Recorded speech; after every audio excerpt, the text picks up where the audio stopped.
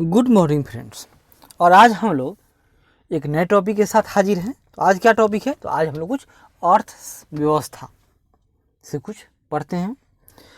और यह हम लोग क्या कर रहे हैं, तो बीपीएससी का जो मेन एग्जाम होने वाला है उसमें हम लोग टॉपिक वाइज उसका अध्ययन कर रहे हैं और कुछ हॉट टॉपिक से संबंधित कुछ क्वेश्चन देखते हैं और उसका जो मॉडल आंसर हो वो देखते हैं। तो इसी कड़ी में एक नया टॉपिक है। तो क्या देखेंगे हम लोग? तो अर्थव्यवस्था में क्या देखेंगे? तो पर्यटन यानी टूरिज्म की बात कर रहा है। तो क्लियर है? तो क्वेश्चन कैसे किसी भी तरह से आ सकता है। जैसे भारतीय अर्थव्यवस्था में पर्यटन के महत्व को रेखांकित करते हुए इस क्षेत्र के समक्ष उपस्थित प्रमुख चुनौतियों का उल्लेख करें। पर्यटन क्षेत्र के विकास हेतु भारत सरकार द्वारा संचालित प्रमुख योजनाओं का वर्णन करें। क्लियर है? और कोई ज़रूरी ना है कि क्वेश्चन इसी तरह इतना बड़ा आएगा, यही आ जाएगा।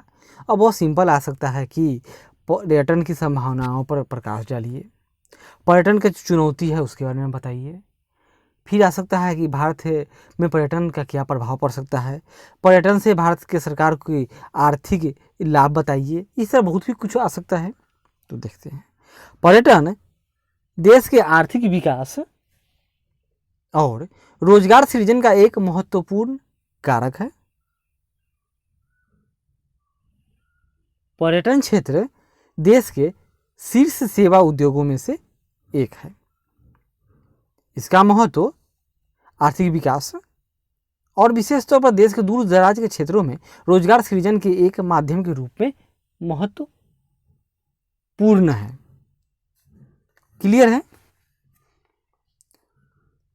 देश के सकल घरेलू उत्पाद में पर्यटन की हिस्सेदारी लगभग 6% है और देश में करीब 5 करोड़ लोग प्रत्यक्ष और अप्रत्यक्ष रूप से पर्यटन क्षेत्र के रोजगार में लगे हुए हैं। इस क्षेत्र में काम करने वालों में लगभग 70% महिलाएं हैं। इस दृष्टि से पर्यटन क्षेत्र समाज में समानता, याद कीजिए, समानता और सामाजिक न्याय को समर्थन देने का भी माध्यम है। पर्यटन से होने वाली विदेशी मुद्रा की आय से देश की अर्थव्यवस्था को काफ़ी मदद मिलती है। भारत का पर्यटन उद्योग अपने पारंपरिक दायरों से निकलकर चिकित्सा और योग जैसे क्षेत्रों में भी विस्तृत हो चुका है, लेकिन पर्यटन के ये नए क्षेत्र भी दूरगामी योजनाओं के अभाव के शिकार हैं। यानी यहाँ पर आधारभूत सुविधाओं का विकास न हो पाना। आज़ादी के बाद से पर्यटन को महत्व को ध्यान में रखते हुए ठोस नीतियों और विस्तृत योजनाओं को अलग अलग चरणों में लागू किया गया, जिसके परिणाम स्वरूप पर्यटन व्यापार में लगातार वृद्धि और विकास हुआ। इसके बावजूद भी आज भी भारत पर्यटन का अगर बेस्ट डेस्टिनेशन देख लिया जाए पूरी दुनिया में तो भारत नहीं आता है। वो यूरोप के छोटे छोटे देश सब पर्यटन में टॉप पर आते हैं। पर्यटन क्षेत्र के समक्ष कुछ उपस्थित हम लोग चुनौती के बारे में देखेंगे। जैसे देश में पर्यटन का आधारभूत ढांचा कमजोर स्थिति में है, जिसे विकसित करने की आवश्यकता है।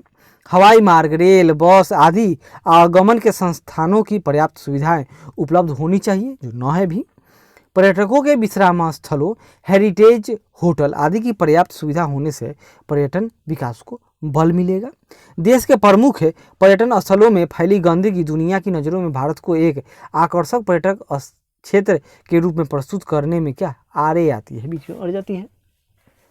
बड़ी संख्या में पश्चिमी देशों के पर्यटक सिर्फ इसलिए भारत आना पसंद नहीं करते क्योंकि यहाँ चारों तरफ गंदगी रहती है।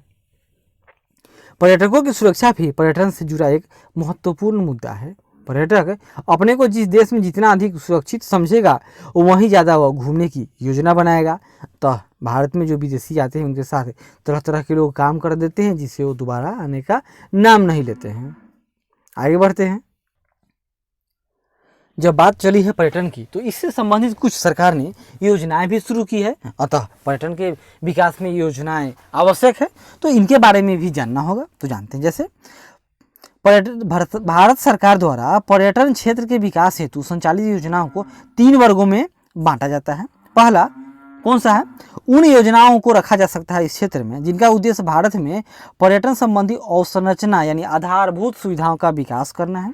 देश में पर्यटक सर्किट के विकास हेतु स्वदेश दर्शन योजना, विरासत स्थलों के विकास हेतु हृदय योजना, जिसमें 12 शहर अब 13 है। धार्मिक पर्यटन स्थलों के विकास हेतु प्रसाद योजना आधारभूत सुविधा का विकास होगा, तथा विरासत स्थलों के विकास हेतु एक धरोहर गोद लो, जिसमें विवाद चल रहा था, योजनाएं लाई गई हैं। इसके अलावा पर्यटन स्थलों पर रोपवे यानी इस तरह से बना दिया जाएगा एकटा, और यहाँ पर इस पर ऊपर केबल है और इसमें लटका हुआ इस तरह से एक कार टाइप का रहता है जिसमें व्यक्ति इधर से उधर जाते हैं, तथा रेलवे स्टेशनों और लॉजिस्टिक पार्कों के आसपास की वाणिज्यिक भूमि के विकास पर बल दिया गया है। दूसरा में है कि पर्यटन से संबंधित जागरूकता तथा भारतीय पर्यटन क्षेत्रों के प्रचार से संबंधित योजनाओं को रखा जा सकता है।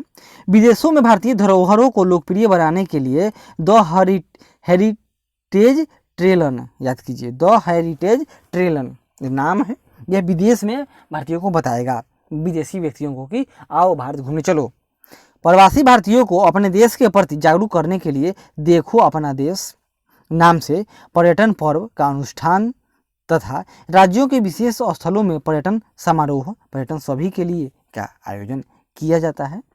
तीसरे भाग में एक और बात हो सकती है, में उन उपायों को रखा जा सकता है किसको, जिसके तहत विदेशी पर्यटकों को भारत के आने पर या आगमन को सरल बनाने पर भी बल दिया जाए, जैसे सब कुछ इलेक्ट्रॉनिक कर दिया जाए, सब कुछ ट्रांसपेरेंट हो, उनको यहाँ आए तो सुरक्षा व्यवस्था बहुत मजबूत मिले ताकि उनके साथ कोई छल कपट न कर सके।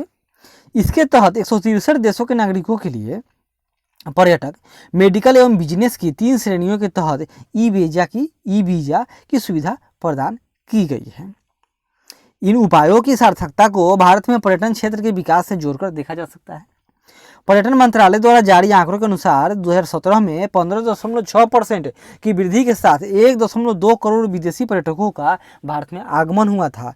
वहीं ई वीजा के जरिए आने वाले विदेशी पर्यटकों की संख्या में अब उल्लेखनीय वृद्धि हुई है। अतः हम लोग क्या कह सकते हैं कि भारत में विशिष्ट जैव विविधता वाले वन अथवा अभयारण्य, नदियाँ, पहाड़ों, ऐतिहासिक स्थलों, मंदिरों और तीर्थ स्थल, गुफा, संग्रहालय और स्मारक आदि की भरमार होने की वजह से पर्यटन उद्योग में उच्चतर वृद्धि हासिल करने की अपार क्षमता है। भारत विभिन्न श्रेणी के पर्यटन सेवाएं प्रदान करता है, जैसा कि साहसिक पर्यटन, चिकित्सक पर्यटन, पारिस्थितिकी पर्यटन, इसके बारे में उदाहरण भी थोड़ा दे सकते हो, ग्रामीण पर्यटन, क्रूज पर्यटन, बैठक, सेमिनार, सम्मेलन, प्रदर्शनी आदि किया जा सकेगा, अधिक से अधिक करना चाहिए ताकि विदेश से अधिक लोग भारत आएँ। इस क्षेत्र में असली चुनौतियाँ इन्हें सफलतापूर्वक उनके मूल रूप में संरक्षित रखने और उन्हें घरेलू तथा अंतर्राष्ट्रीय पर्यटकों के लिए पहुंचने योग्य बनाने की है। क्लियर हो गया। अब इसके बाद अगली बार हम लोग मिलेंगे तो क्या देखेंगे अर्थव्यवस्था में, तो बेरोजगारी देश में बेरोजगारी की समस्या को हल करने के उद्देश्य से शुरू की गई मुद्रा योजना वर्तमान में किस प्रकार की चुनौतियों का सामना कर रहा है।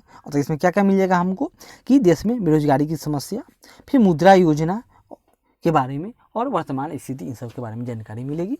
तो ये अगले वीडियो में, तब तक धन्यवाद। आशा करते हैं कि अच्छा लगे तो जरूर लाइक करें, शेयर करें, कमेंट करें और सब्सक्राइब करें। Bye bye.